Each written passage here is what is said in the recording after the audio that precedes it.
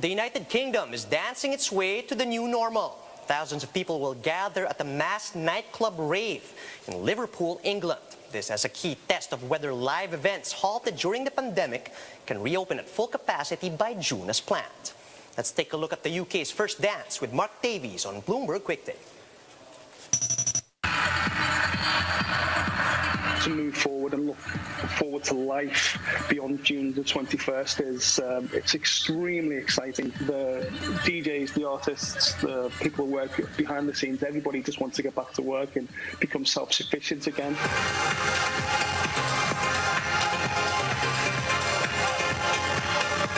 After more than a year of empty dance floors, the nightclub is back. Well, at least one for now.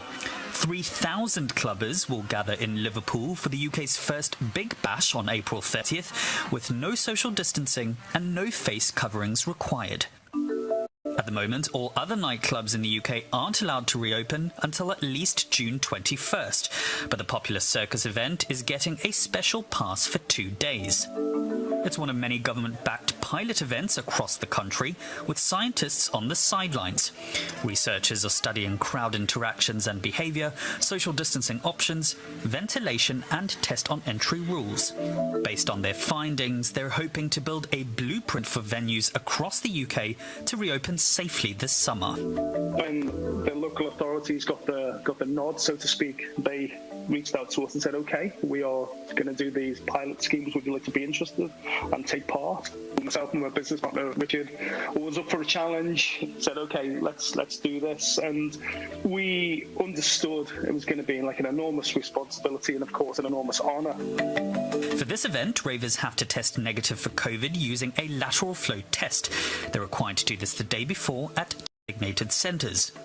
Researchers are also asking them to take a PCR test on the day and again 5 days later, but this isn't mandatory.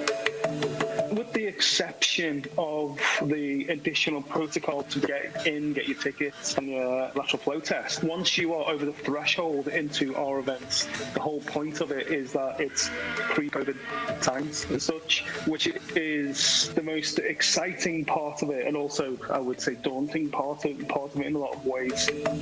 Nighttime businesses like clubs have been among the hardest hit by COVID and certainly the slowest to recover. Many businesses are gone for good and others are hanging by a thread. Workers, vendors, freelancers and creatives across the scene have suffered enormous financial setbacks.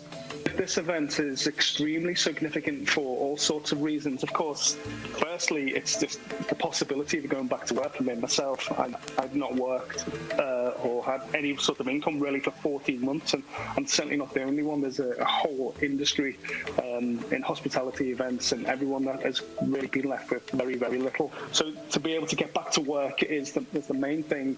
The messages and calls and support we are getting from people that are holding out a lot of hope and responsibility for this weekend to be able to get through this and to move forward and look forward to life beyond June the 21st is it's extremely exciting.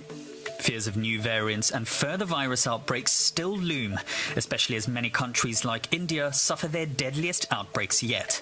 But with mass vaccinations underway in the UK, authorities are cautiously optimistic about the months ahead. People don't really believe that June the 21st is going to be the date to back to whatever was normal. But it seems positive for me, the amount of tickets that have been sold up and down the UK for all events post June the 21st is just like there's never been anything like it. I am feeling personally optimistic just because of the success of the vaccine rollout. I'm very, very happy that there's going to be some work, hopefully, and we're all looking forward to a brighter future.